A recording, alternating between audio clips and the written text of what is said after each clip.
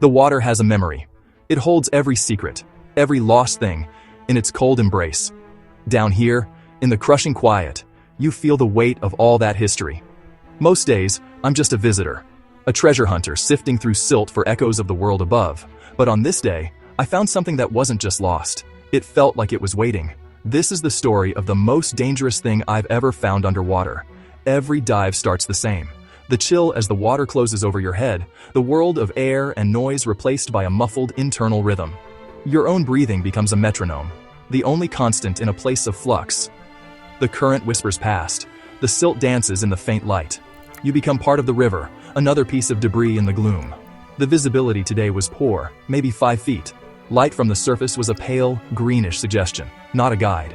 In conditions like these, your senses recalibrate. You stop relying on your eyes and start to listen with your hands, feeling the texture of the riverbed, the subtle shifts in temperature, the vibration of the world around you.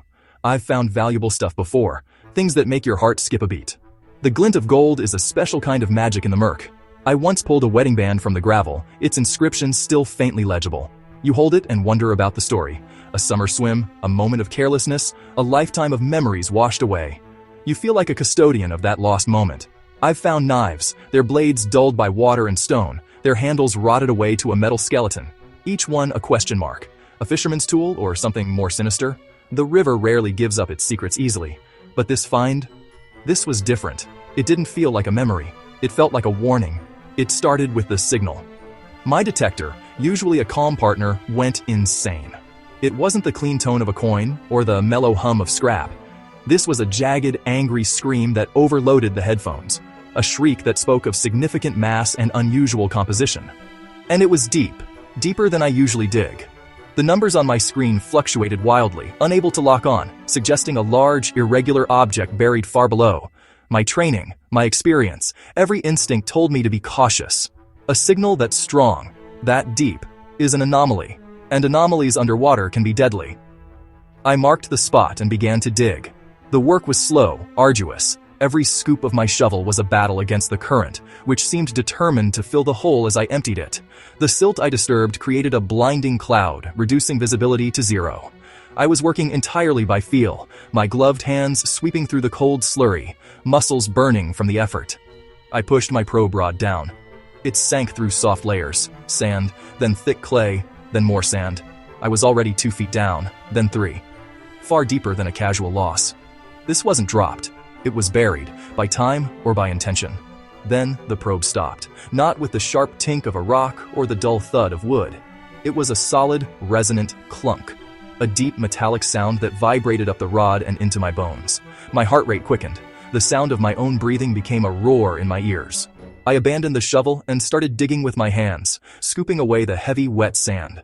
The water was frigid, and despite my thick neoprene gloves, a deep cold was seeping into my fingers. I ignored it. The curiosity, the primal urge to know what lay beneath, was a fire in my chest. I could feel the edges of it now. Cold, metallic, and unnervingly large. My fingers traced a contour, a curve that felt manufactured, precise, not a natural shape. The moment I uncovered enough of it to see a shape, a dark mass in the swirling gloom, my heart dropped. It wasn't a treasure chest. It wasn't an antique. The silhouette, even blurred by the murky water, was instantly, terrifyingly familiar. Time seemed to slow. The particles of silt drifting in front of my mask looked like stars in a dead galaxy. The muffled hum of the river faded into a ringing in my ears. All I could see was that shape. A dense, oblong form, heavily corroded, but with a design that screamed danger. It was a shape you see in historical documentaries and safety briefings, a shape that belongs in a museum behind thick glass, or better yet, nowhere at all. My hand, which had been so eagerly digging, was now frozen in the water just inches above it. A chasm of cold water separated my fingertip from its rusted surface. I could feel a strange energy from it, a sense of immense, dormant power. It was a sleeping monster, and I was the fool who had just poked it. Every rule of diving, every safety protocol was screaming in my head. Don't touch, don't disturb, report it. But another, more primal part of me was captivated. The sheer improbability of it being here. The story it represented. The raw, undeniable thrill of the unknown. For a long moment, I did nothing. I just floated there, motionless, my breathing shallow. The world was reduced to me. the water, and this object of terrible potential. I froze. Touch it, or leave it. The question was a physical weight.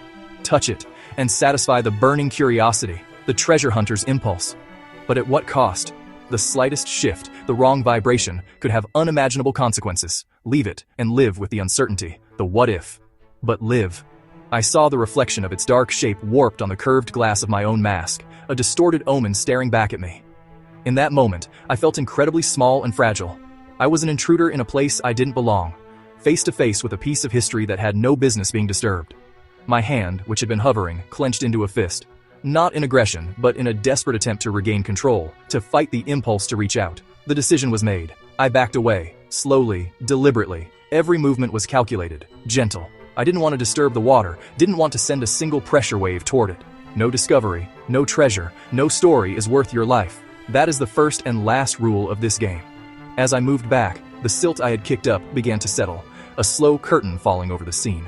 The object's menacing shape began to soften, its edges blurring as the river reclaimed it, pulling it back into its murky embrace.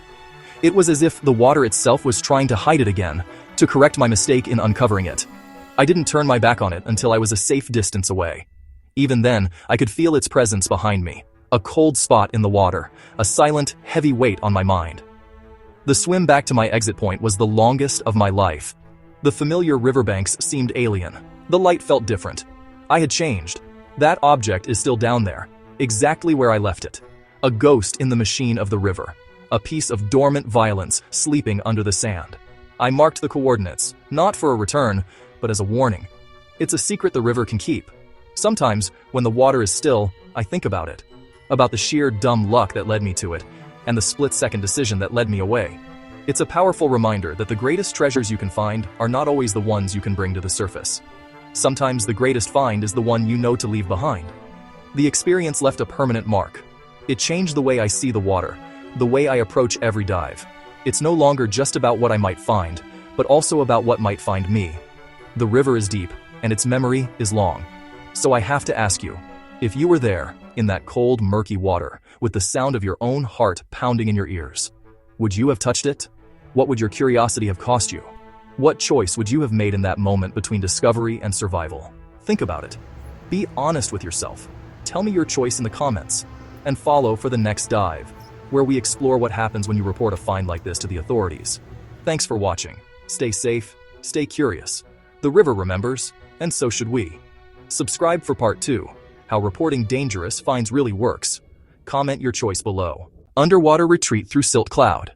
I eased back first. One slow kick, then another. Hands open, showing back. I counted breaths. In, hold, out. Let the panic thin, make the river quiet again. I parked my fear where I'd parked the shovel. Neutral, level. The urge to look over my shoulder tugged hard. I didn't. I let the silt fall like snow over a secret.